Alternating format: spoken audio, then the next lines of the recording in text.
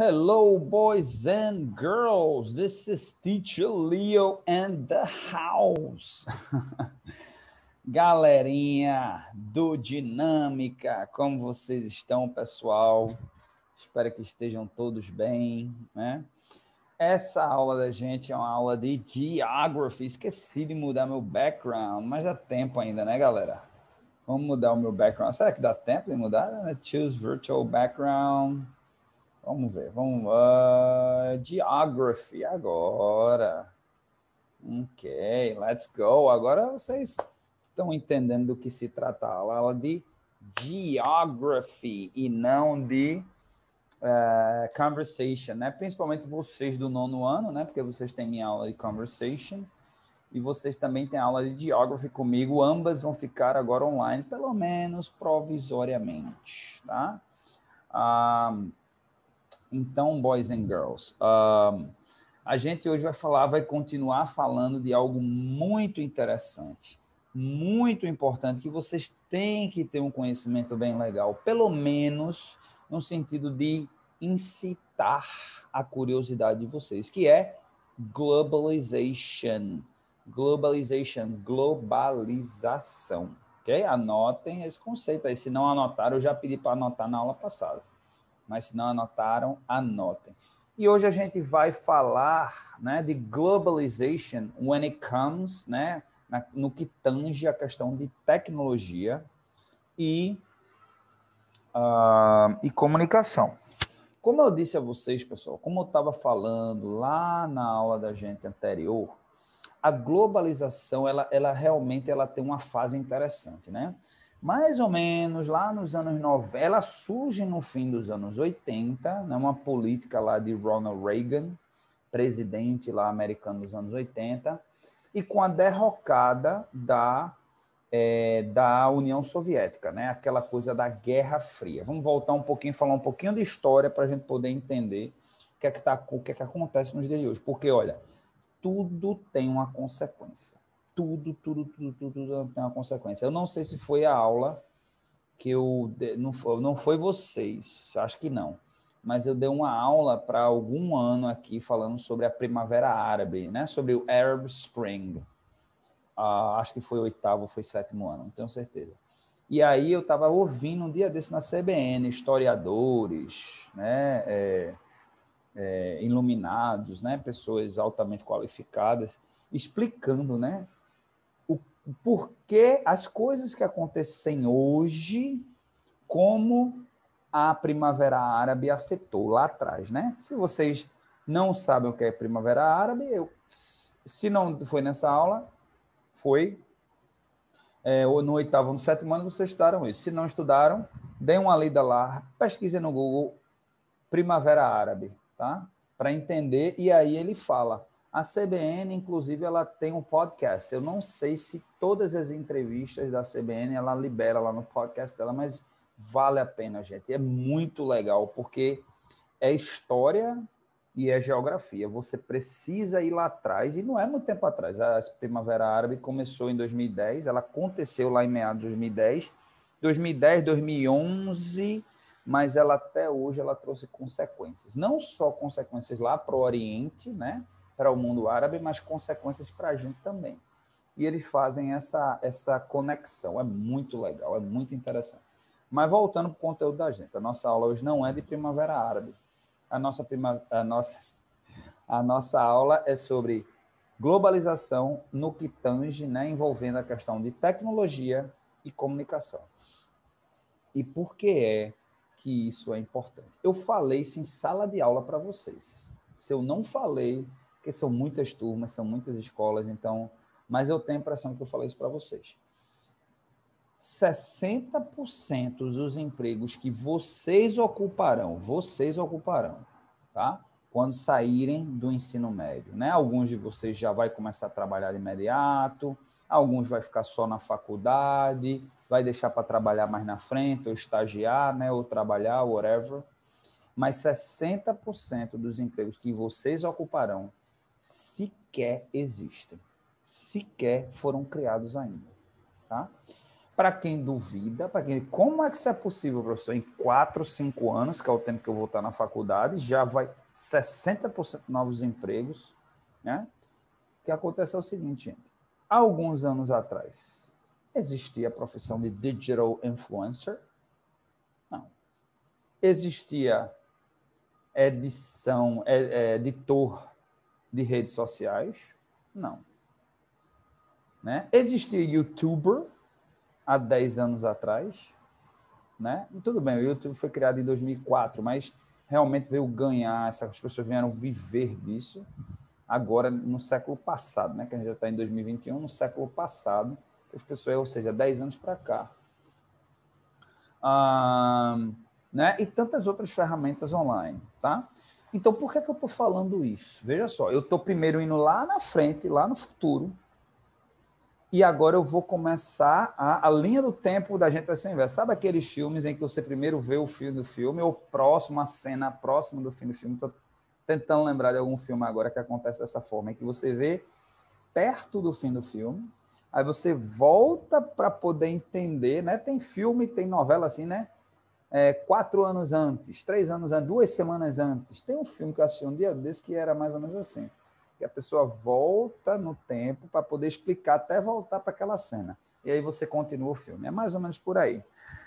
Então, a gente agora, aí a gente vai voltar lá para os anos 90, tá certo? E explicar. Reagan, né, com a derrocada da União Soviética, fim da Guerra Fria, né, não existe mais aquela coisa, ou você é União Soviética, ou você é Estados Unidos, o mundo era rachado no meio, agora o mundo é uma só tribo, debaixo de uma só tenda. O mundo é capitalista. E quem ganha com isso? Os Estados Unidos.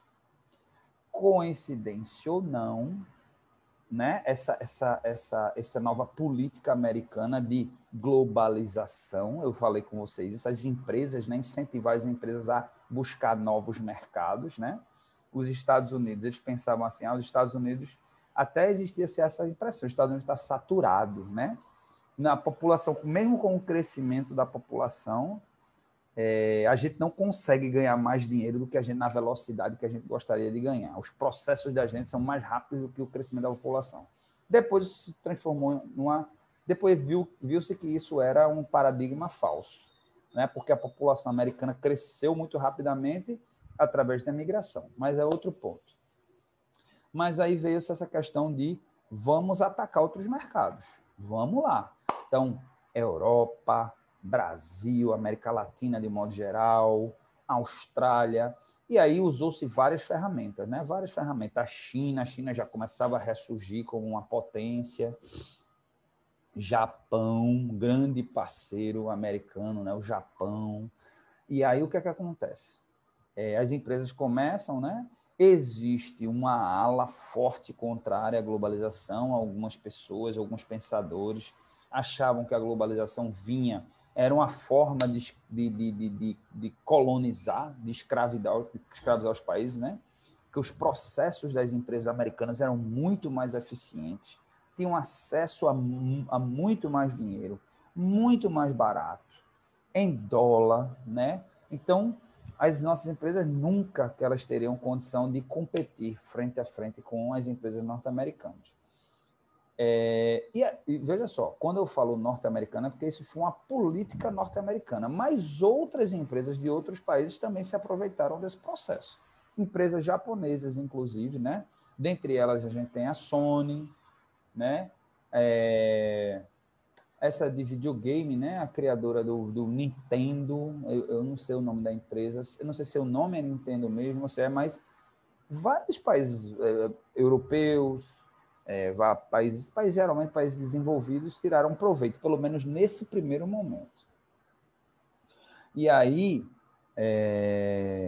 o que é que aconteceu? Bom, o processo aconteceu, pessoas foram contrárias, mas o processo aconteceu. As pessoas queriam comer, queriam consumir de uma maneira geral, tá? E nesse momento surge a internet. Ela é criada no começo dos anos 80, tá certo? Mas ela não é nada, ela é só uma intranet de comunicação nos Estados Unidos. Alguém percebe que ela tem um potencial pelo menos de comunicação entre civis e não só o pessoal da área militar, começa a utilizar para comunicação entre as pessoas. Mais na frente, aí vem a mudança do formato DOS, que é aquela tela preta, cria-se o Windows, e as pessoas começam a ver que tem uma oportunidade. Já você já consegue ver imagem, você já consegue escrever alguma coisa mais interessante. As pessoas começam a ver a oportunidade comercial com a internet. E aí, algo que com certeza absoluta nem o Reagan imaginou, Ronald Reagan, que visualizou isso daí, vamos botar nossas empresas para vender produtos e alguns serviços para o mundo, mas eu acho que era mais produtos, e aí surge a internet. E a internet vende agora o quê? Tecnologia e comunicação. Quando eu digo a internet, são as empresas de tecnologia, as empresas que vivem da internet, que vivem de tecnologia. É quase, hoje em dia, é quase a mesma coisa, né? Tecnologia não é internet. A internet é uma tecnologia. Mas, assim, quando se fala em tecnologia, e tecnologia de comunicação, 99,9% vai estar relacionada à internet. Até telefonia hoje é relacionada à internet, não é verdade? Hoje a gente mal faz ligação com o celular. A gente, praticamente, se você fizer muito, é uma ligação por dia num celular, uma coisa desse tipo, a não ser quem trabalha. Mas o smartphone, ele é 99,9% utilizado para outras tecnologias. Então, com isso, a gente, em fim dos anos 90, aí entra Bill Clinton, já entrou George Bush Sr., não é George W. Bush, não é aquele que foi presidente ali no começo dos anos 2000, é o pai dele, lá em 88 até 92, e em 92 entra Bill Clinton. Bill Clinton vai até 2000, ele vai até 2000. E Bill Clinton, ele tem essa percepção, de dizer, epa, a internet é um mundo para se ganhar dinheiro, né? O governo americano. Bill Clinton, mas eu digo assim, o governo americano. E aí eles criam várias ferramentas para que empresas de internet, ó, explodam, né? Explodam a sua produção tecnológica, explodam as suas vendas, etc. e tal. Inclusive, criam uma bolsa de valores exclusiva para empresas de tecnologia e comunicação, que é a Nasdaq. Existe o Wall Street, que é, eu acho que vocês já ouviram falar, que é aquela bolsa de valores, a mais famosa do mundo, a que mais movimenta dinheiro no mundo, em Nova York, para empresas, de uma maneira geral. Aí eles criam a Nasdaq, exatamente para essas empresas se capitalizarem, né? Porque a bolsa de valores, ela tem essa função, ela tem a função de capitalizar as empresas. Caso vocês não saibam, a forma mais barata que existe para uma empresa se capitalizar é abrindo o capital dela na Bolsa de Valores. Tá? O que é abrir o capital? O que é abrir o capital? Abrir o capital é você é o dono da empresa. Vamos dizer que vamos falar uma ideia bem simples, você abriu um restaurante. Você gerenciou muito bem, abriu outra unidade, outra unidade, outra unidade, outra unidade, daqui a pouco você está com 20, 30, 40, 50 restaurantes. Você é o dono, é o único dono. O que é abrir a empresa, abrir o capital da empresa? É dizer assim, peraí, eu sou o dono, minha empresa tem um patrimônio legal, tá? Eu vou pegar, vamos dizer, eu sou o dono, eu vou pegar 50% do que eu tenho 100% da empresa, eu vou pegar 50%, vou dividir isso em ações, né? E vou vender no mercado de capitais. No caso do Brasil, a gente seria a Bovespa, né? Eu lanço lá essa ação no mercado da Bovespa, as pessoas pagam para ter um percentual da minha empresa. Então, o que são as ações? As ações são picadinhos, um pedacinho bem pequenininho da empresa, tá? Então, as pessoas compram esse direito de serem donas da empresa. Compram um valor bem pequenininho, outros maior, outros menores, o que seja. E esse dinheiro, de repente, é um aporte de capital. Essa montanha de dinheiro, milhões e milhões de reais, entram no seu bolso, né? Entram para você reinvestir. Obviamente, a intenção é de reinvestir na empresa gratuitamente, que você não pagou nada por esse dinheiro. Ele entrou para você. Ao contrário, por exemplo, de você, por exemplo, pegar num banco. Você vai pegar num banco um empréstimo, o banco tem que ganhar dinheiro em cima de você. Como é que o banco ganha dinheiro em cima de você? Com juros. Então, você vai pagar um juros, você vai pegar um dinheiro, aí você vai pagando de pouquinho em pouquinho, mas com juros. Ou seja, você pegou, você vai ter que devolver, ainda vai ter que devolver um pouco a mais, que é o lucro do banco. Nesse formato, não. Entrou essa dinheirão todo, e você continua sendo dono. Você não é dono dos 100%, mas você é dono de 50%. Então, você bota milhões e milhões. Agora, você, investe pesadíssimo na empresa. A empresa aumenta o faturamento dela. E o que é que acontece? No final das contas, no frigir dos ovos, você vai ganhar mais dinheiro, porque agora você só tem 50% da empresa, mas a empresa fatura muito mais. E os outros 50% do lucro, né? Você vai ganhar o lucro como um dono, e os outros 50% do lucro você divide com aquele pessoal que comprou essas ações. Então, é dessa forma também que as pessoas que compraram as ações ganham dinheiro. Essa é uma forma. Outra forma é através da valorização. Quando você fez isso, vamos dizer que você botou ações lá, e cada ação vale R$1.000. Então, as pessoas compraram as ações da sua empresa. Você, reinvestiu.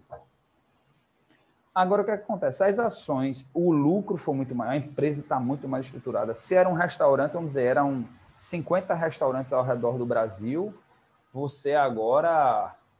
Deixa eu ver, qual é o investimento que você poderia fazer? Você agora botou chefes internacionais, agora a comida sai muito melhor.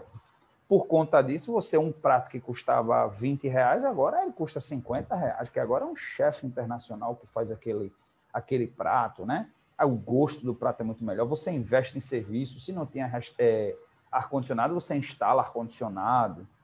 Se não tinha um valet, né? A gente chama valet aquela pessoa que estaciona carro. Agora você bota um funcionário só para estacionar o carro dos clientes, porque às vezes é uma localização boa, mas não tem um lugar para estacionar. O camarada chega lá e diz assim, eu vou lá, vou comer naquele lugar, vou jantar naquele lugar, que eu pago R$50 num prato, mas eu nem me preocupo em estacionar. Chega lá, a pessoa pega, guarda meu carro, tem garantia, se for roubado, tem seguro, né? Depois, quando eu termino, vem outra pessoa, bota o carro na minha porta, não preciso nem me preocupar com o estacionamento. A gente que mora em Recife sabe a dificuldade que é. Então, resumindo, a gente agrega muito valor, você agrega valor a essa empresa, as ações valorizam, se a ação valia R$1.000, agora a ação vai valer R$5.000, R$6.000. Então, as pessoas que eram donas dessas ações podem vender essas ações e ganhar o dinheiro entra no bolso dela, porque, olha só, uma ação valia 1.000, ela vendeu por 5.000, ela ganhou, se ela vender, ela vende, ela comprou por 1.000, vendeu por 5.000, ganhou 4. Então, as pessoas ganham dinheiro com isso, e você, que tinha um lucro X, mesmo agora com 50% da empresa, o dinheiro no seu bolso, o seu lucro aumentou, porque você está cobrando mais caro por um prato, né? E você está vendendo mais, porque as pessoas estão indo mais, né? Você ainda tem 50% da empresa. Então, suas ações, que no começo custavam R$1.000, agora elas custam R$5.000. E você tem 50% das ações. Então, veja como é vantajoso. Então, voltando para a nossa questão de globalização, né? Nossa aula de globalização não é de mercado de capitais. Para quem se interessa aí por essa questão de mercado de capitais, tá certo? Quem acha isso interessante, né? Quem gosta de matemática financeira.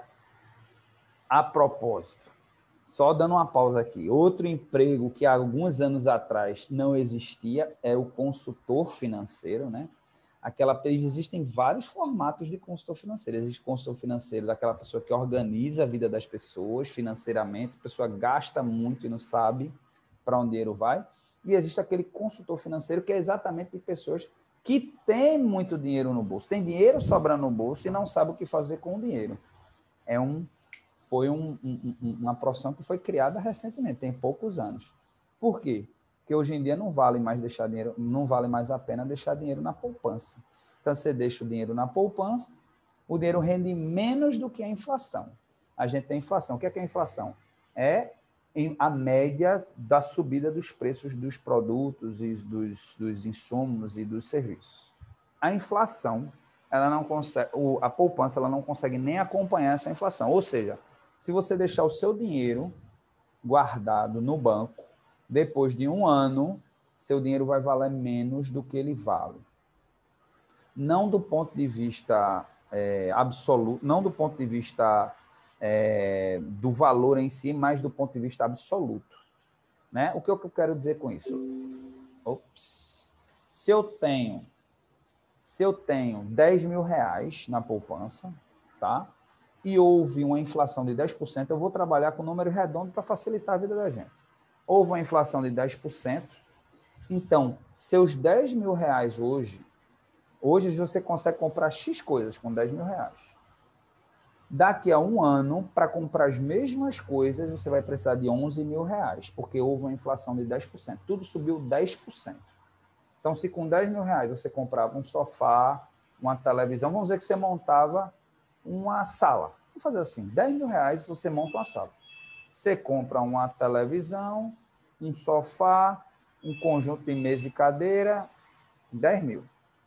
Daqui a um ano, porque a inflação foi de 10%, você vai precisar, tá, de 11 mil. Então, se você deixa o seu dinheiro na poupança, vamos dizer que a poupança rende 6% ou 7%. Então, você vai ter, se você deixar esses 10 mil na poupança, você vai ter 10.600 reais. Ou seja, você está 400 reais mais pobre. Esse dinheiro já não tem a mesma capacidade de comprar as coisas que tinha há um ano atrás. Então, surge a profissão do consultor financeiro para investimentos, tá?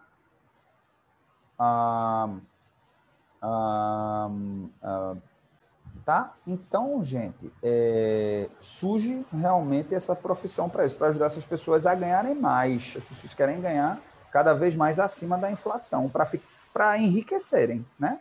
A pessoa tem 10 mil reais, ela não precisa desses 10 mil reais, está na poupança. O que é que eu posso fazer para esses 10 mil reais se multiplicarem? E aí cada um vai ter uma razão pela qual, né? Aí eu quero multiplicar porque eu quero trocar de carro, eu quero trocar de apartamento, ou quero esse dinheiro na minha poupança, ou eu quero parar de trabalhar pelo dinheiro, mas quero que o dinheiro comece a trabalhar para mim, ou seja, a intenção é fazer o dinheiro crescer para chegar a um ponto dele poder tirar a inflação e ainda sobrar um dinheiro para ele poder se sustentar com aquele, ele ter um salário daquele dinheiro. Então, várias são as razões e para cada situação você tem um consultor financeiro diferente. Então, é um caso.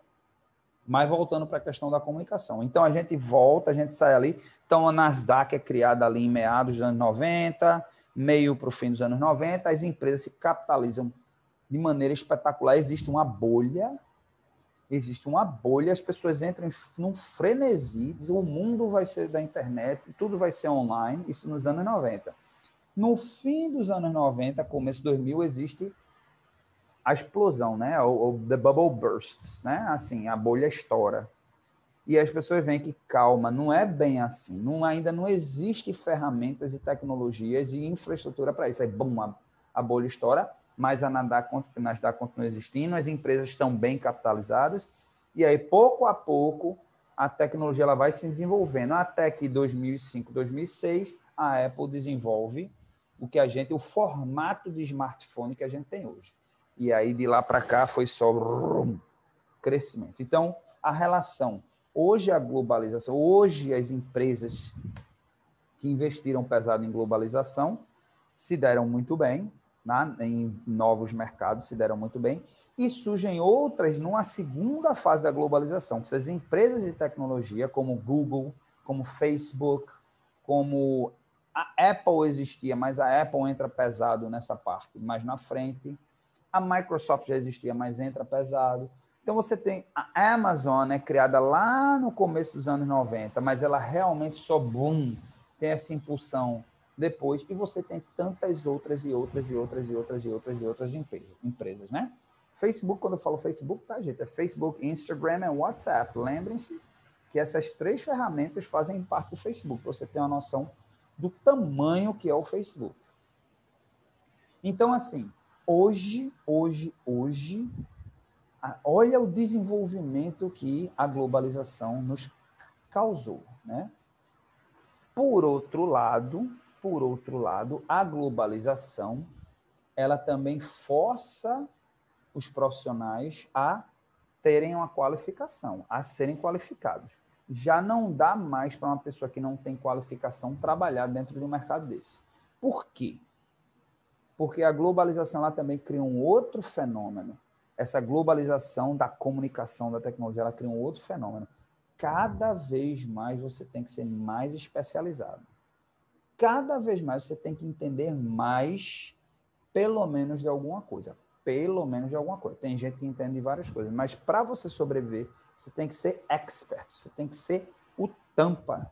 Tem que ser o tampa de cruz, né? Como dizia na minha época, o tampa de cruz em alguma coisa, tá? Para isso você precisa da educação, tá?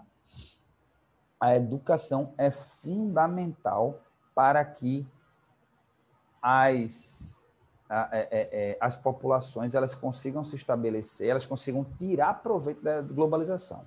Porque se não houver educação, é só as empresas tirando proveito do que as pessoas têm, mas as pessoas não conseguem tirar proveito. Por exemplo, você tem que ser uma pessoa altamente qualificada para trabalhar para o Google, altamente qualificada. Mas a gente usa o Google o tempo todo. O Google tira proveito da gente o tempo todo, porque hoje uma das coisas que mais dá dinheiro no mundo é mineração de informação, que a gente fala em inglês de data, né? Data, informação das pessoas. Então, toda vez que a gente está ali no Google pesquisando, ele está coletando informação da gente. Qual é o comportamento da gente? O que é que a gente pesquisa mais? O que é que a gente pesquisa menos? Por que é que a gente se interessa por isso? Por que é que a gente se interessa por aquilo?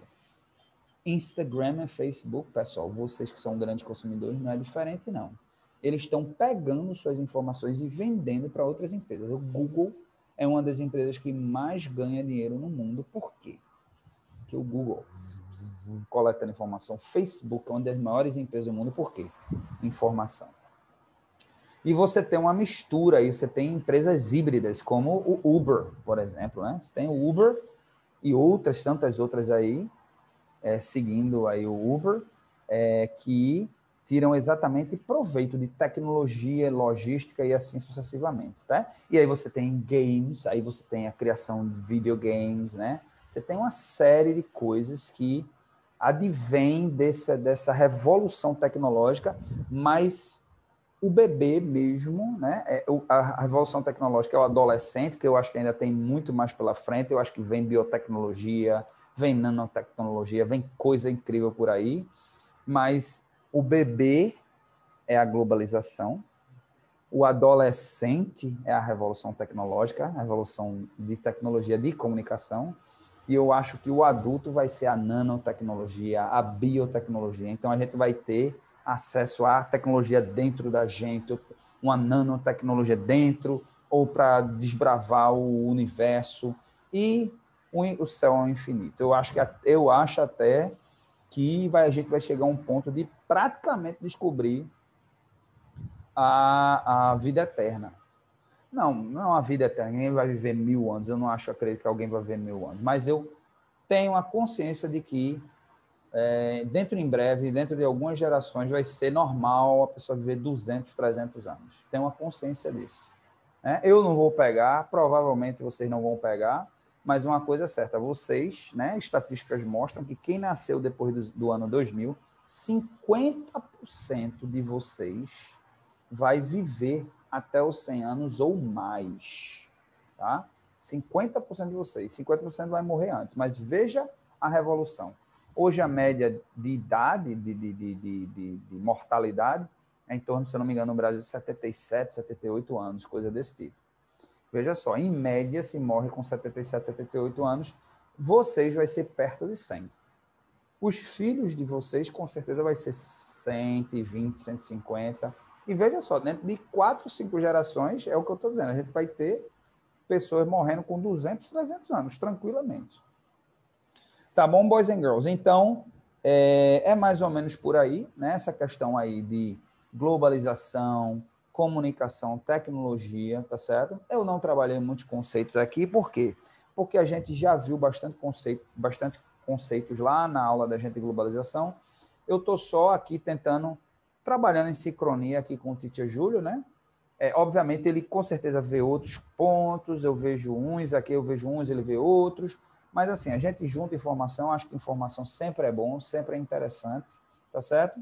E gostaria de desejar a vocês, né, aí um excelente fim de semana, né, já que a aula da gente é liberada aí às 2h30 na sexta-feira, e que tranquilidade, né, vamos se segurar aí nessa pandemia, nessa quarentena aí de 10 dias, eu acho que vai se estender por pelo menos mais uma semana. Eu acho que a gente só vai se ver aí depois da Semana Santa. Faz sentido, né? Mas não deixem de perder a rotina, não deixem de perder o foco. E assistam as aulas da gente de Geography, que vocês já estão acostumados, e a de Conversation. De homework, eu queria que vocês fizessem o seguinte, que vocês estudassem, fizessem uma pesquisa em inglês, né, de um parágrafo, só com informações interessantes, sobre uma empresa que surgiu através desse processo de globalização da tecnologia. Uma empresa que nasceu pelo menos dos anos 90 para cá. Pode ser até uma empresa que nasceu ontem, que nasceu anteontem, que nasceu há um ano. Mas é uma empresa que pelo menos dos anos 90 para cá. É de uma Amazon da vida, né? Uma Amazon da vida para cá. Ok? Pesquisem num website em inglês, alguma coisa desse tipo, e mandem lá via Class App, tá certo? Também a mensagenzinha está indo lá para lembrar vocês da nossa aula. Ok, boys and girls? See you later, alligators.